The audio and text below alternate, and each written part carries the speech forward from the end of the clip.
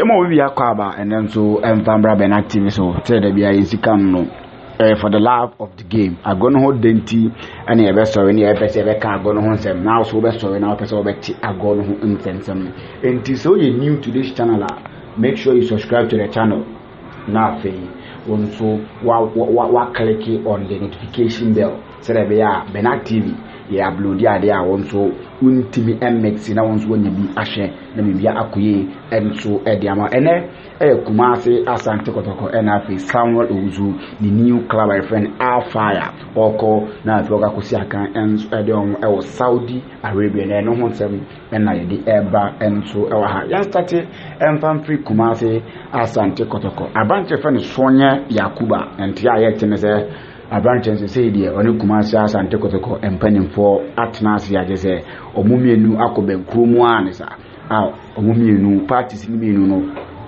jiatum na fi o ma sign contract na Abranche friend Sonya Yakuba extending the contract no edema team Kumasi Asante Kotoko no ato akoso enso asiakan enso edi amon ne no na Sonya Yakuba enso start here oye ono ankasa personal training se dey bia obetima get fit na Kumasi Asante Kotoko game a omo against Kano Pillars if possible odonso obetima nya akonya na afi wasi akan enso edi amon woda kwasi da wa bra game no enso etoja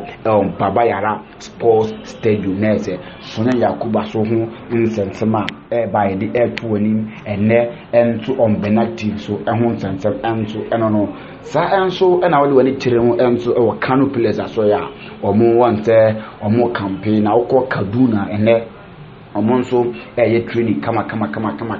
enso e wa Kaduna omonso bobo omo na afi o madeti omo ho in shape na afi o do mani akiremu enso e wa Ghana nomni team Kumasi Asante Kotoko enso e dia bebom wonte Kumasi Asante Kotoko e do mani akiremu e wa Nigeria Kano no ko lusu by 3-2 omo he so woda kwasiada wa bra omo tina Baba Yara Sports Stadium no supporters ne be ba na afi o wa be bo omo no mo akambum na afi omo de Kano Pillars achi atwifom na afi omo tina qualify na afi omo common ma he say even po omo tima ba uram e omo ni stage a nti Kumasi Asante Kotoko any Kano Pillars ho nso nsantama eba and your next story no Abranche friend Samuel Uzu player bia AFCON 2019 and coach Kwesi Appiah opponent afre no and Abranche by Ghana wa brana AFCON 2019 course Egypt no na Abranche no Asia kan first match na what bench wa bra Abranche friend Thomas Japan prior no na coach Kwesi Appiah na konya na Abranche ba mu and ebisi akan edema Ghana yem Blasters na second game no nso sanya konya ebisi akan wa bra Christian Atutwa Sam enso eko prayer ho na afi games akan onya konya enso esi akan ni bia na no na endia ye tenese Abranche no usi onani chiremu enso wa Saudi Arabia na afi wo hakusi akan Perema tima ye from Alfire FC enso Saudi Arabia timi ye tino 1953 na ye timi omotesa timi ofri kukereki Serbia na oko akwakosi akan enso ma tima ye friend Alpha na no ni ebuso ye ho se sa deal yimpo ebebo Abranche ye nam se ye he the kind of gamer obebo edema ye Ghana ye Blasters na we Ghana for na yesu wona Abranche ne personal because most of us no yenim say war Saudi Arabia there and that countries no you see say players ni be bar or more call retirement no makwa kwa kusia you can talk about the likes of Abranche and Asamaja Moko that side ho Javimo and echo that side because omono na omo career no bana wi ya because oshe Abranche and Samuel Uzu na Ghana for ebeyemfe say on say enrada wa bra na Chelsea and UEFA celebrity Michael Essien enye bibia ntia UEFA for celebrating say or ball UEFA Champions League no mo celebrating no ndi nanka ye hwe say branch friend Samuel Nsu enso betuma nya konya nanka wasi akan enso Champions League na pempo Europa League ni nanka no so asi akan enso amana say branch na nya kire mu e wo Saudi Arabia oko no ga kosi akan enso no yebuti e won say ebeboa branch na eboa branch no ni example as Black Stars ebeboa yin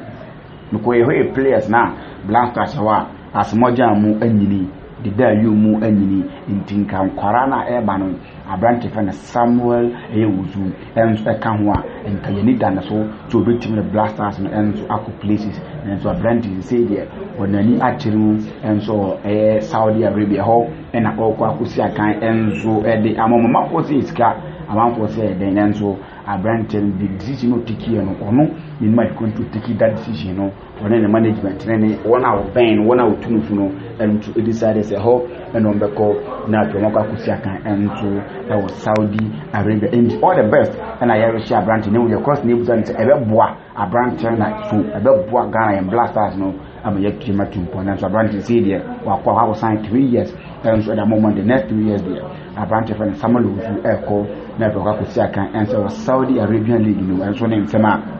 if you will and ever your next story no etan Kumasi Asante Kotoko on say ene part of our activities are omudi wramo against Kano Pillars no omdo mani chiremu okomfo anoche ekoye donation kakra or the children's ward ho no mani chire na fi emkra enya awfo a omo ho no omokoye omo adoye kama one say o why bo match bi say ya say all hands on deck say lack no dey but be free bia say utimi siki nti one say nkwara so dey ko na akoye omo adoye sa na jombo mpa ye pamawa lack no enzo betimadi wati nti na Kumasi Asante Kotoko enzo edo mani kire ho ekoya do na kama ama beti nkwana ni ade a bibia enzo ekui edema team Kumasi Asante Kotoko nti game no eba so nyampa da kosiada nti ye Kumasi Asante Kotoko fana we se odi ko she stadium ho ma na bibia enzo ekui enzo edema team Kumasi Asante Kotoko nti game no eba so no the awareness group in collaboration with Strike enzo a video kama empanimfo bi rep omudesi live omose omudi APM enzo ewo Baba Yara Sports Stadium da ba be support Kumasi Asante Kotoko in this way Kumasi Asante Kotoko fan make sure say we be ko Strike this ni bi na fi nyampa da kosia da wahye na da APM enzo Baba Yara Sports Stadium na fi Kano Pillars marante no etisia go pamano so yes no man say Kumasi Asante Kotoko enzo fans wa buru mu PM o Kano no omo supporters ne be support wo mo a hanso Kumasi Asante Kotoko fans and support wo na fi bibia enso ay kama enso on tu kwa say yellow jersey na po say red jersey na po say white o say green o ko na kwa jibi na fi wajibia ma ho kani ni wajibia ma oba say nkwara de ni na enso ho na fi wo dia rep live Baba Yara Sports na fi bibia enso akọ kama enso da mo da bia city sika no for the love of the game. Asante Kotoko say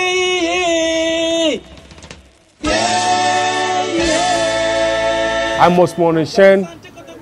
of Ghana Immigration Service. Kotoko is the team that I support. I love Kotoko. Among Ghana, you're Africa.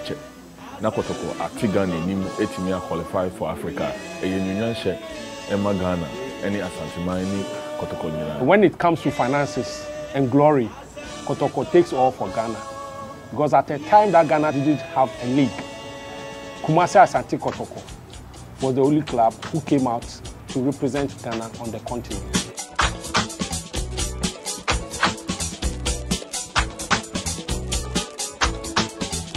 The game we watched while away in Kano,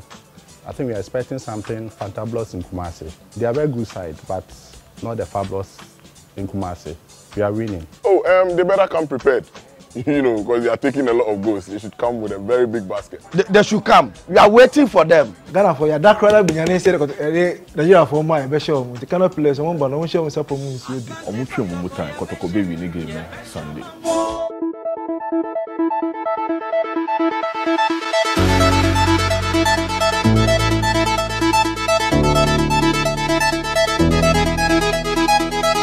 Strike this is about the best I have seen so far. the quality, the affordability. It's a very quality jersey. You can see I've done my own. I've got the red one, the yellow one as well. And I'm prepared to get more of it. Dear Shami Usha,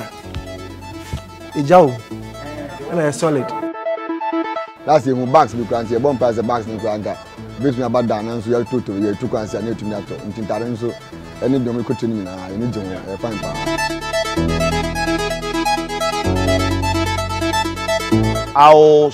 tell my colleagues, supporters from Ghana Immigration Service to buy the jersey. Let we all go to Kumasi Sports Stadium this Sunday to go and support them, cheer them to victory. So I'm repping on Sunday at the Kumasi Stadium in my strike jersey with my customer's name Fifi behind me. If I look at my bag too, it's written Kotokorua, meaning I love the club. More of him, Kotoko the mode.